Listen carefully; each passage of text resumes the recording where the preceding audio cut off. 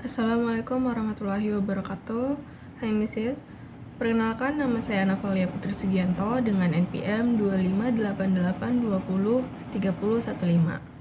Nah, di video ini saya izin menjawab pertanyaan yang Ibu berikan tentang mata kuliah kewirausahaan.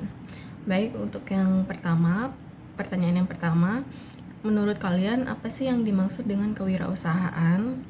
Menurut saya, kewirausahaan itu adalah kemampuan seseorang untuk mengelola, mengembangkan, dan menciptakan usaha atau bisnis agar bisa menghasilkan keuntungan dan akan bermanfaat bagi orang lain nantinya. Nah, untuk bisa menggapai kemampuan tersebut, kita harus memiliki beberapa sikap, yaitu sikap kreatif dan inovatif dalam menemukan ide usaha baru. Dimana kalau misalnya kita ingin membuka atau menciptakan sebuah usaha, kita harus memikirkan bagaimana usaha kita itu akan sukses dan maju, melihat banyaknya lawan atau pesaing lainnya. Nah, yang kedua itu berani mengambil resiko dalam menjalankan bisnis. Resiko yang dimaksud itu kayak kita belum tahu nanti hasilnya ataukah bagus, menguntungkan atau merugikan, itu kita tidak tahu, tapi kita berani duluan untuk mengambil resiko tersebut. Nah, yang ketiga, kita harus memiliki sikap mandiri dan tidak selalu bergantung kepada orang lain. Itu juga akan menentukan gimana usaha kita itu bakal berjalan. Kalau misalnya kita terlalu bergantung kepada orang, nantinya kita sendiri yang bakal rugi. Yang keempat yaitu pantang menyerah ketika menghadapi kesulitan. Itu tadi, kalau kita berani mengambil resiko yang kita ambil untuk memulai bisnis, menciptakan usaha, itu kita harus siap untuk pantang menyerah. Atau semisal kalau kita mendapat kerugian dari bisnis yang kita kelola, kita tidak boleh langsung berhenti di situ saja, kayak kita langsung down, itu kita tidak boleh, tapi kita harus bangkit dan mencoba lagi, karena itu kunci kesuksesan. Nah, yang terakhir yaitu kita harus mampu melihat peluang di sekitarnya.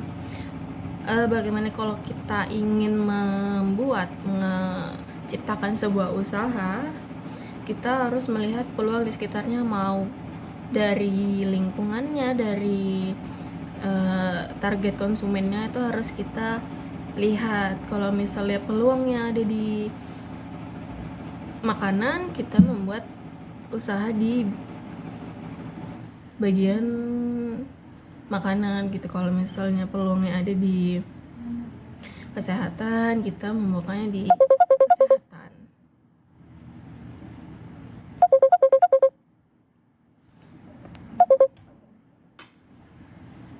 Nah, untuk pertanyaan yang kedua, menurut kalian hal apa aja yang harus dipersiapkan untuk memulai usaha? Nah, kalau untuk memulai usaha itu sebenarnya banyak yang harusnya dipersiapkan, termasuk mental juga kita harus siap. Nah, di sini yang saya ambil ada 6 poin. Yang pertama, kita harus siap dengan ide dan konsep usaha. Itu tadi, makanya kita harus perlu kreativitas dan inovatif. Nah, ide dan konsep usaha ini nanti bakal menentukan jenis usaha yang kita akan jalankan dan memastikan usaha tersebut tuh bakal memiliki peluang di masyarakat. Nah, yang kedua, ini yang penting juga, yaitu modal usaha. Modal ini perlu untuk membeli bahan, alat, tempat usaha, dan kebutuhan lainnya. Kalau tanpa modal, ya kita nggak bisa memulai bisnis itu, usaha itu. Nah, yang ketiga, ini perencanaan usaha. Kita membuat rencana seperti target konsumen, target pasar, strategi penjualan kita bagaimana, harga, produk, dan cara mempromosikan usahanya tuh harus benar-benar direncanain. Nah, yang keempat itu pengetahuan dan keterampilan. Pengetahuan dan keterampilan ini untuk memahami cara menjalankan usaha seperti cara produksi, pelayanan kepada pelanggan, dan pengelolaan keuangan. Kan itu termasuk poin yang sebenarnya bakal efektif banget kalau misalnya kita care gitu ke poin ini, kayak pelayanan kepada pelanggan itu. Kalau misal kita posisi usaha kita rame tapi pelayanan untuk ke pelanggan kita tuh jelek, risiko ke bisnis kita dong, bisnis kita dapat nilai jelek dari konsumen. Nah, yang kelima ini mental kuat dan pantang menyerah. Ini sangat amat harus dipersiapkan. Dalam berwirausaha tuh pasti ada tantangannya, banyak banget tantangannya, sehingga diperlukan sikap sabar, disiplin, dan tidak mudah menyerah. Dan kita tetap maju, kita fokus pada tujuan kita. Yang terakhir, promosi atau pemasaran. Ini sebenarnya sangat amat penting. Ya, resikonya kita harus menyiapkan atau mengeluarkan modal yang cukup banyak dulu di awal. Tapi sangat amat bermanfaat bagi kita untuk kedepannya, karena promosi dan pemasaran ini tuh menyiapkan kayak memperkenalkan produk kita kepada orang lain. Bisa sih kalau sekarang tuh, kalau dari lingkup dekat ya, kita bisa ngasih produk-produk kita dulu kepada keluarga, kayak teman gitu. Tapi itu bukan untuk mereka bayar tuh, enggak, untuk kita kasih ini produk ciptaan saya gitu, bagus gitu, dinilai baik atau enggaknya kan mereka. Kalau misalnya kita jual makanan, kita kasih mereka duluan untuk mencicipi makanan itu. Kalau makanan kita enak, kedepannya mereka bakal beli ke kita kayak gitu. Kalau sekarang juga zaman udah canggih ya, udah banyak endorse itu bisa juga.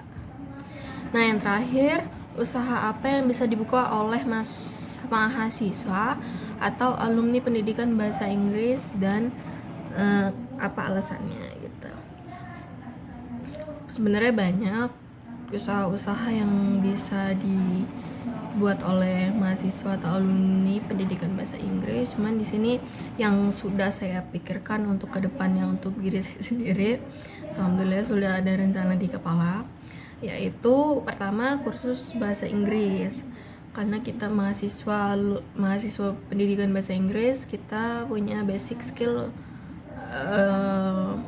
ilmu dalam bahasa Inggris itu. Jadi kita bisa memberikan materi-materi yang insya Allah baik, yang bisa dipahami oleh orang yang ingin belajar bahasa Inggris gitu. Kalau di saya sendiri rencananya untuk anak usia dini. Lalu yang kedua, membuat konten edukasi bahasa Inggris. Itu bisa membuat konten pembelajaran bahasa Inggris di media sosial, kayak dari live TikTok atau konten YouTube. Itu tuh kalau saya sendiri juga kadang kelihat live TikTok kayak seliweran gitu, orang edukasi bahasa Inggris di live TikTok. Ternyata ini berpeluang banget kalau misalnya kita bisa coba ini. Lalu yang terakhir, membuka bimbingan belajar, bimbel. Selain kayak kursus bahasa Inggris itu, bimbel bahasa Inggris ini juga untuk siswa sekolah yang membutuhkan tambahan pelajaran. Kalau misalnya kursus bahasa Inggris tadi kan untuk orang-orang yang ingin menguasai bahasa Inggris, yang ingin paham bahasa Inggris. Kalau bimbel ini buka bimbingan belajar ini, siapa tahu ada siswa sekolah yang ketinggalan materi pelajaran bahasa Inggris atau ingin mengulas ulang materi bahasa Inggris lebih lengkap, lebih bagus, dan atau tambahan sebagai materi bahasa Inggris untuk lebih memahami materi bahasa Inggris tersebut. Nah, sepertinya itu jawaban yang bisa saya sampaikan ke Mrs. Kurang lebihnya saya minta maaf Mrs. Kepada Allah saya mohon ampun. Semoga pertanyaan yang saya jawab ini bisa sesuai dengan jawaban yang Mrs. harapkan, dan juga saya ingin semoga yang saya sampaikan bisa tercapai untuk diri saya ke depannya. Terima kasih Mrs. Wassalamualaikum warahmatullahi wabarakatuh.